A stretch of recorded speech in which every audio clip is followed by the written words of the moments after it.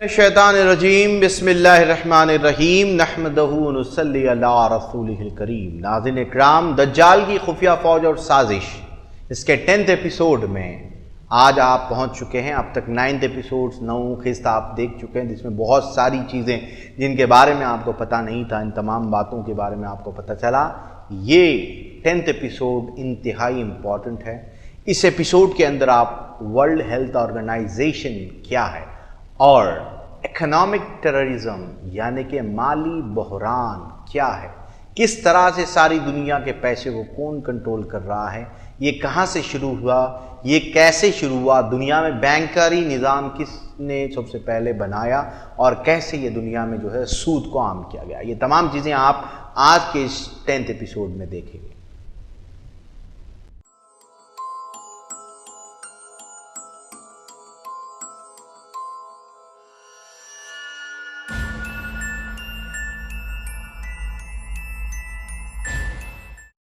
World Health Organization. World Health Organization کے مقاصد کو سمجھنے کے لیے مغربی اسکالر پریٹینڈرسل کا یہ جملہ کافی ہے۔ یہ توقع ہے کہ دنیا کی طاقتور ترین فوج اقوام ہاتھ پر ہاتھ دھرے بیٹھی رہے گی، جبکہ دوسری اقوام محض افزائش نسل سے طاقت کا توازن بدل دیں۔ پریٹینڈرسل نے marriage and moral 161 page number اپنی کتاب پر یہ کہا، یہی وجہ ہے کہ احادیث میں مسلمانوں کو اپنی نسل زیادہ سے زیادہ بڑھانے کا مشورہ دیا گیا۔ علم کے بعد اگر طاقت حاصل کر سکتی ہے تو صرف آبادی کے ذریعے کوئی بھی نسل کسی کے بھی اوپر جو ہے وہ جیت حاصل کر سکتی ہے، بلکہ یہی نہیں، کثرت آبادی تعلیم یافتہ اقوام پر بھی حاوی آنا شروع ہو جاتی ہے، جس کی زندہ مثالیں آج کے دور میں دیکھی جا سکتی ہے۔ یورپ کے ہر ملک میں ایشیا سے تعلق رکھنے والے لوگ جا چکے ہیں۔ ورلڈ ہیلتھ آرگنائزیشن کا بنیادی مقصد صرف دنیا کی آبادی کو کنٹرول کرنا ہے۔ پوری دنیا میں اس ادارے کی طرف سے دن رات یہ ڈھنڈورا پیٹا جاتا ہے کہ آبادی کم کرو ورنہ بھوکے مارے جاؤ گے، جبکہ حقائق اس کے برعکس ہے۔ دنیا کے بڑے بڑے ماہرین معاشیات اس نتیجے پر پہنچے ہیں کہ کسی بھی ملک کی ترقی کا انحصار اس کی انفرادی قوت پر ہوتا ہے۔ آبادی زیادہ ہوگی تو ملک ترقی کرے گا۔ یورپ کا صنعتی انقلاب بھی آبادی بڑھنے پر برپا ہوا تھا۔ امریکہ کی ترقی کے پیچھے بھی آبادی ہے۔ پوری دنیا سے لوگوں کو اکٹھا کیا گیا اور امریکہ کی آبادی بڑھائی گئی تاکہ صنعتی انقلاب برپا ہو سکے۔ چین کی زندہ مثال ہمارے سامنے موجود ہے، جن کی معاشی ترقی کی بنیادی وجہ آبادی ہے۔ ورلڈ ہیلتھ آرگنائزیشن کا دوسرا ایجنڈا ایڈز کی روک تھام ہے، لیکن حقائق اس کے بالکل برعکس ہیں۔ بھلا ایسے کیسے ہو سکتا ہے؟ جس ادارے کے سائنسدانوں نے دن رات کی محنت سے ایڈز کا وائرس لیبارٹری میں تیار کیا ہوا ہو، وہ ادارہ اس کی روک بھی کرے گا۔ جی ہاں، ایڈز کا وائرس لیبارٹریز میں تیار کیا گیا ہے، جس کے بارے میں ڈاکٹر ٹو کا فتویٰ موجود ہے کہ یہ وائرس تخلیق کیا گیا ہے، نہ کہ قدرتی طور پر وجود میں آیا ہے۔ مگر اقوام متحدہ جیسے عزت دار ادارے کے سامنے ڈاکٹروں اور سائنسدانوں کی حیثیت کیا ہے، جب خفیہ فوج کی جانب سے یہ کہانی بیان کر دی گئی ہے کہ افریقہ میں ایک عورت کو ایڈز زدہ بندر نے کاٹ لیا تھا، یوں بندروں سے انسانوں میں ایڈز وائرس منتقل ہوا۔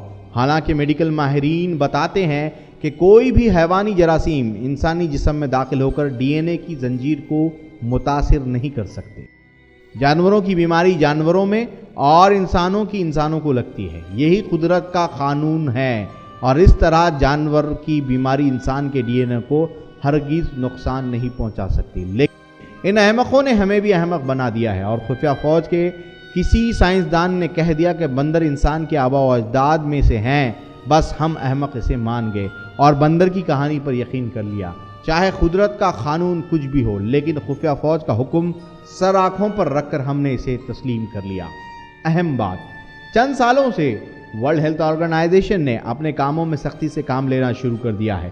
دنیا میں پولیو ختم کرنے کے بہانے یہ شفاق ادارہ ایشیائی اور افریقائی ممالک میں شیر خوار بچوں کو ایسی خوراک پلا رہا ہے کہ مستقبل میں ان بچوں کی اکثریت اولاد پیدا کرنے کی صلاحیت سے محروم ہوگی۔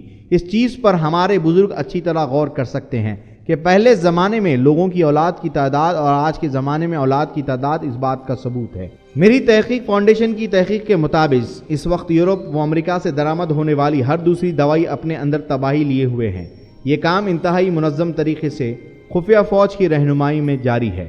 دجال کے پیروکار منظم طریقے سے انسانیت کا قتل عام کر رہے ہیں، اور اس پر ظلم یہ ہے کہ دوستی کا لبادہ اوڑھ کر قتل کیا جا رہا ہے۔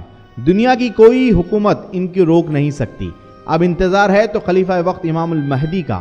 ان منصوبوں پر کروڑوں ڈالر کی امداد کی جاتی ہے، غریب ملک ان کے غلام ہو جاتے ہیں۔ دجال کی خفیہ فوج دن رات ایسے کاموں پر مامور ہے کہ انسانیت زیادہ سے زیادہ کمزور اور لاچار ہو، ایڈز اور دوسری موذی بیماریاں زیادہ سے زیادہ دنیا میں پھیلائی جائیں، قوموں کو جسمانی اعتبار سے مفلوج کر دیا جائے۔ ورلڈ ہیلتھ آرگنائزیشن کی جانب سے ہر سال دنیا میں اس بات کا اعلان کیا جا رہا ہے کہ اس سال ایڈز کے اتنے مریض کی تعداد میں اضافہ ہوا، لیکن ذرا سوچیں، ہر سال کروڑوں ڈالر جب اس کی روک تھام کے لیے خرچ کیے جا رہے ہیں، اس کے باوجود یہ بیماری کیسے پھیل رہی ہے۔ اور اس تنظیم یعنی ورلڈ ہیلتھ آرگنائزیشن کا سمبل نشان کو بھی غور کریں، اس میں بھی قدیم فرعونی تہذیب کے نشان سانپ موجود ہے۔ مالیاتی ادارہ اور اکنامک ٹیررزم۔ خفیہ فوج نے اپنے پہلے دور یعنی نائٹ ٹیمپلرز کے دوران میں دنیا میں پہلی مرتبہ سودی بینک کاری یعنی انٹرسٹ بینکنگ نظام متعارف کروایا۔ ٹیمپلرز کا قائم کردہ سودی نظام اتنا کامیاب ہوا کہ وہ بہت جلد حکومتوں کو قرضہ دینے کے قابل ہو گئے، لیکن جیسا کہ شروعات میں ہم نے شروعات کی قسطوں میں بیان کیا کہ فرانس کے بادشاہ نے کریک ڈاؤن آپریشن کر ان کا قتل عام کروایا تھا۔ اپنے دوسرے دور میں یہ لوگ منظر عام پر آنے سے پہلے 100 سال تک روپوش رہے، اور ان 100 سالوں میں انہوں نے دنیا پر حکومت کرنے کے اپنے خواب کے لیے بہترین منصوبے تیار کیے۔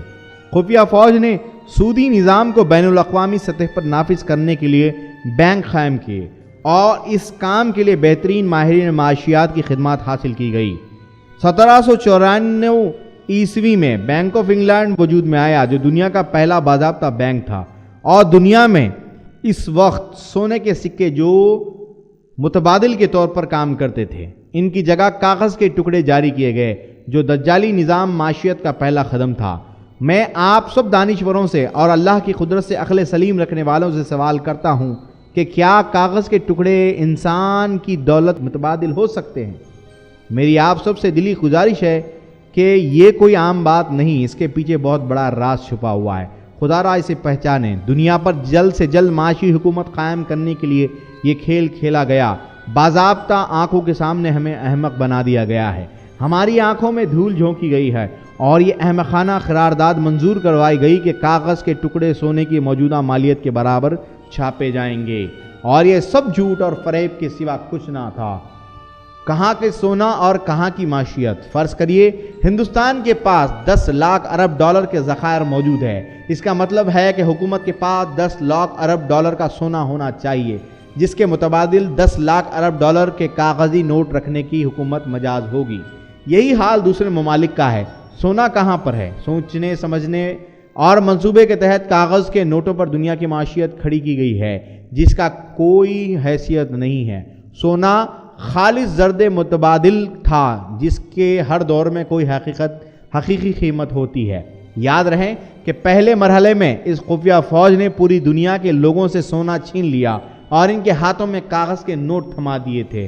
یہ سارا کا سارا دجالی نظام ہے، اور میں یہ بات تیش یا غصے میں آ کر نہیں کہہ رہا ہوں، میں یہ بات ثابت کروں گا کہ ان کے بینکنگ سسٹم کی، ان کے دجالی نظام میں کتنی اہمیت ہے۔ دنیا میں انسان ہزاروں سال سے مختلف تہذیبیں اور حکومتیں بناتے چلے آئے ہیں۔ چنگیز ہلاکو کی حکومت سے لے کر بادشاہ روم کی حکومت، کبھی فارس کی طاقتور حکومت تو کبھی خلافت عثمانیہ، یہاں تک کہ ہندوستان پر مغلوں کی حکمرانی ہزاروں سال سے قوموں اور حکومتوں کے آپس میں رابط رہے ہیں۔ ان تمام حکومتوں کے معاشی نظام کا انحصار سونے اور چاندی پر تھا۔ سونے کے سکے ہر حکومت میں اہمیت رکھتے تھے اور انہی پر انحصار کیا جاتا تھا، کیونکہ سونے کی قدر قیمت برقرار رہتی ہے، لہذا پوری دنیا میں سونا استعمال ہوتا تھا۔ ہر قوم نے سونے کو تجارتی مقاصد کے لیے استعمال کیا ہے، کیونکہ یہ معاشی نظام کی ایک بنیاد ہے۔ قدیم نظام معاشیت میں مال کے بدلے مال والا نظام بھی موجود تھا، یعنی گندم کے بدلے چاندی وغیرہ۔ بہرکیف لین دین سونے اور چاندی کے سکوں میں ہوا کرتا تھا، کیونکہ کرنسی کسی بھی معاشی نظام کی بنیاد ہوتی تھی۔ اس واسطے قرآن و سنت میں بھی کرنسی کا ذکر آیا ہے، قرآن و حدیث میں بھی درہم اور دینار کا ذکر آیا ہے، یعنی سونے اور چاندی کے سکے اسلامی معاشی نظام کا حصہ ہے۔ ساری معاشی تاریخ سونے اور چاندی پر قائم ہے، چاہے وہ سلطنت روم ہی کیوں نہ ہو، ہر جگہ سونے کے سکے رائج تھے، جس کے بہت سارے فوائد تھے۔ کرنسی کی قیمت ہمیشہ اس کے اندر ہونی چاہیے۔ اس طرح سونے اور چاندی کی بھی اپنی ایک قدر و قیمت ہے جو کہ پوری دنیا میں قابل قبول ہے۔ ذرا سوچئے، پہل جب انسان سونے اور چاندی کے سکوں میں لین دین کیا کرتا تھا، وہ ایک آزاد انسان تھا۔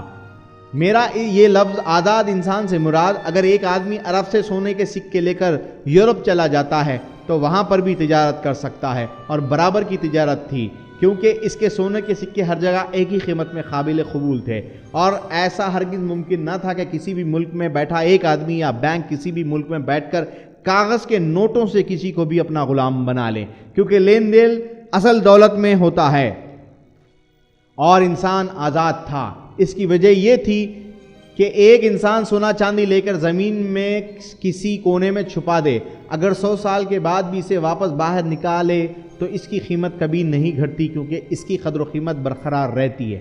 سونے اور چاندی کی اس خوبی کی وجہ سے اسے معاشی نظام کو اہم پائیدار بنایا گیا تھا۔ اس کا فائدہ یہ بھی تھا کہ اگر کوئی دشمن ملک آپ کی کرنسی بنانا چاہتا تھا تو اسے بھی سونے کے سکے ہی بنانا پڑتا، جس کا کوئی اثر موجودہ حکومت پر نہ ہوتا۔ لیکن آج ردی کے کچھ ٹکڑوں پر حکومت کی مہر لگا کر کرنسی کی نقل کی جا سکتی ہے۔ چنانچہ دنیا کا سب سے پائیدار معاشی نظام ایک ایسا نظام ہی ہو سکتا ہے جس میں کرنسی کی قدر میں کمی نہ ہو، یعنی ایک ایسا نظام کہ جس میں کرنسی اصل قیمت اس کے اندر ہو۔ مثال کے طور پر، اگر آپ نے آج 10,000 روپے کہیں چھپا رکھے ہیں اور اسے 100 سال کے بعد نکالیں گے تو اس کی کوئی اہمیت نہیں رہتی، کیونکہ وقت کے ساتھ ساتھ کاغذ کے ان ٹکڑوں کی اہمیت ختم ہو جاتی ہے۔ لیکن اگر اسی جگہ آپ 10,000 کے مالیاتی سونے کے سکے رکھیں تو 100 سال کے بعد ان کی قدر گھٹے گی نہیں بلکہ اور بڑھے گی۔ اللہ تعالیٰ نے قرآن مجید فرقان حمید میں تجارت کو حلال جبکہ ربا کو حرام قرار دیا ہے، یعنی اسلام میں سودی نظام کی کوئی گنجائش نہیں، لیکن آج بینکنگ سسٹم صرف اور صرف اس کے بڑھاوا دیتا ہے، جبکہ اللہ اور اس کے رسول نے سود خور سے اعلان جنگ کیا ہے۔ ربا کو ہی سود کہتے ہیں۔ ہمیں اس بارے میں غور و فکر کرنی چاہیے کہ کیا وجہ ہے کہ اللہ اور رسول نے ربا کے خلاف اعلان جنگ کیا ہے۔ سورہ توبہ میں مشرکین کے خلاف کھلم کھلا جنگ کا اعلان کیا گیا، اور اس کے علاوہ سود کا کاروبار کرنے والوں کے خلاف بھی اعلان جنگ کیا گیا۔ آج کا معاشی نظام دجال کے نظام ہی ہے جو کہ اکھنڈ اسرائیل کے قیام کے لیے لازم اللزوم ہے۔ سوال یہ ہے کہ تاریخی اعتبار سے سود و ربا اور کرنسی کا نظریہ کیا تھا اور اس کو کس طرح سے پیچھے 150 برس میں بدل دیا گیا۔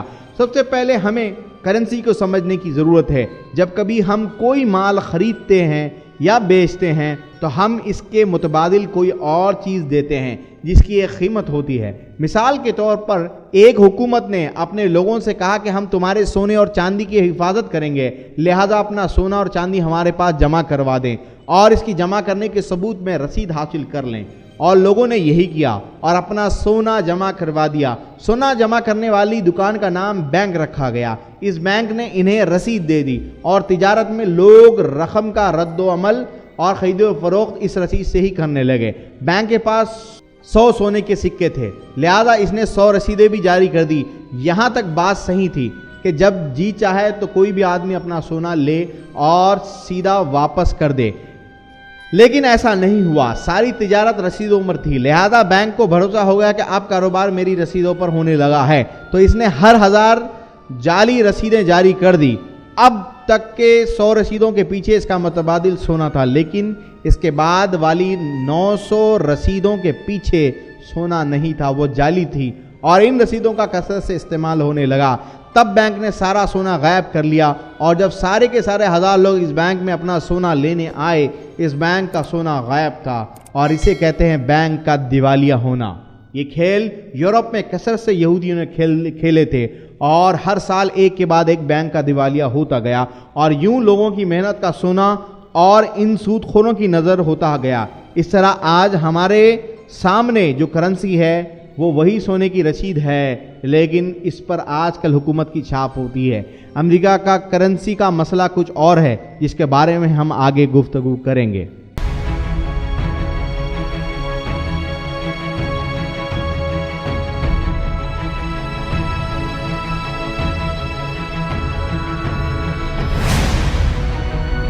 आप देख रहे हैं 72 टीवी।